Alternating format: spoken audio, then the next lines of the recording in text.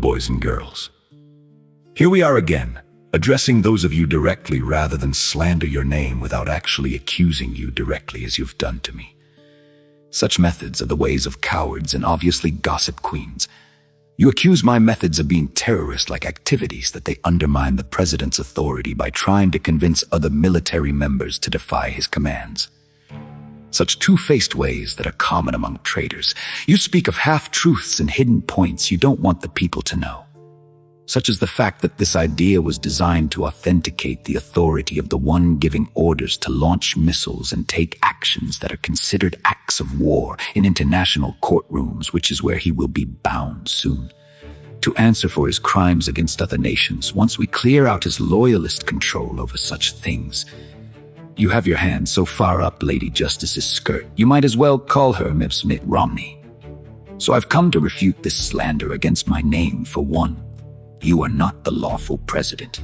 You were convicted of 34 felony counts of treason in your last administration. You illegally blocked the sentencing to allow you to win the election to which you never should have been a candidate for. You replaced the entire administration seats with loyalists. You had taken a test to see if they would remain loyal to you no matter what.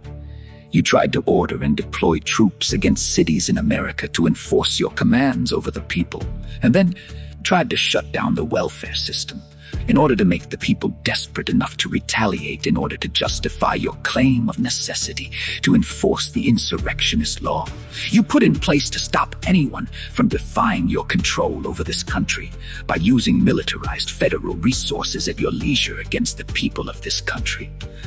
You launched military ballistic strikes with authorization, without Congress's approval, and without any initial strike against the U.S., claiming that they were a threat because they were drug runner, narco-terrorists.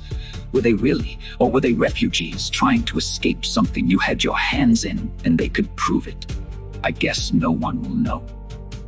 I won't even get into the situation involving Iran because it's not necessary. There isn't an American out there that doesn't know how far over the line you've gone there and lied every second of the day about it to the cameras. You call it a peace negotiation, but I see it as terms of surrender. You call it blockades that Iran placed over the Strait of Hormuz, but I see you as the one seeking to control the business going in and out of that harbor. You claim that Iran has launched all these attacks against targets since your peace treaty was agreed upon between Israel and Iran. But you claim to have decimated the Iranian military capabilities long before all this. So if you did, then who is launching these attacks and with what military force is causing all this? With what hardware if you demolished it all months ago? The only thing you've proven is that whatever comes out of your mouth cannot be trusted. So how about you stay silent for once? You've proven that nothing can be trusted that comes from it.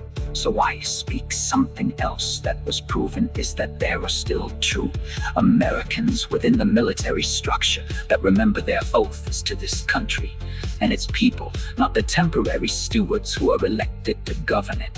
Those elected officials are but temporary. Should I remind you that your oaths are to the seal of the president, what he represents and not the person himself? That's the cold truth when it comes down to it. The military's loyalty is to the seat of the presidency, not the president himself, because he is but a temporary figure elected into his position. That is, properly elected presidents, not this douche canoe.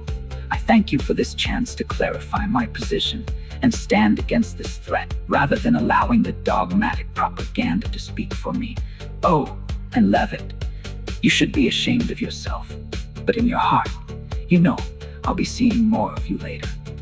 In hell, then we'll see how you like being under my cloven hoof, suffering under my scrutinous accusations.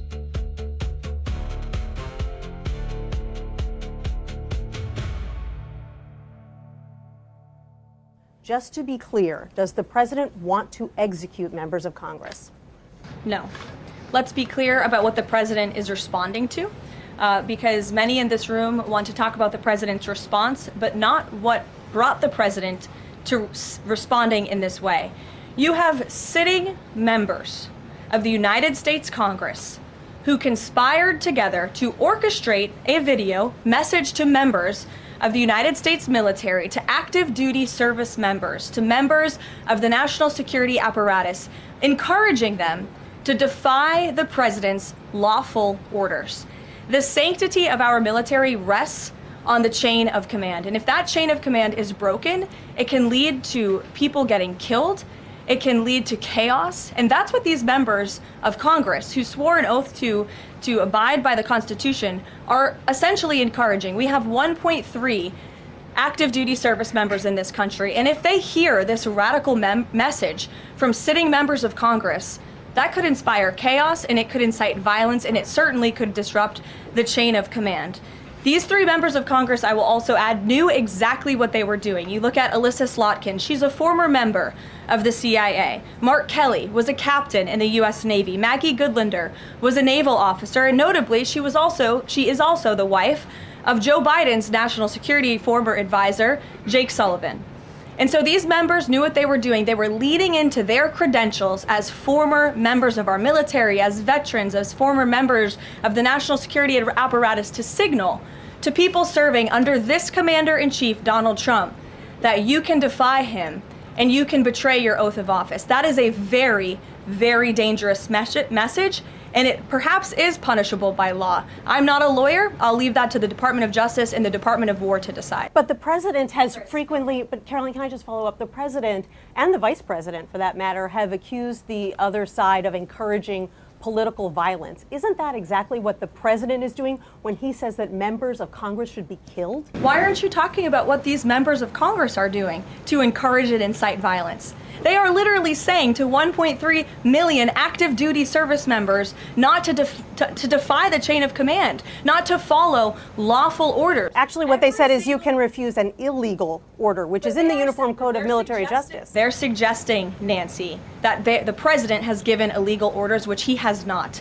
Every single order that is given to this United States military by this commander-in-chief and through this chain of command, through the Secretary of War, is lawful. And the courts have proven that. This administration has an unparalleled record at the Supreme Court because we are following the laws. We don't defy court orders. We do things by the books. And to suggest and encourage that active duty service members defy the chain of command is a very dangerous thing for sitting members of Congress to do. And they should be held accountable. And that's what the president wants to see.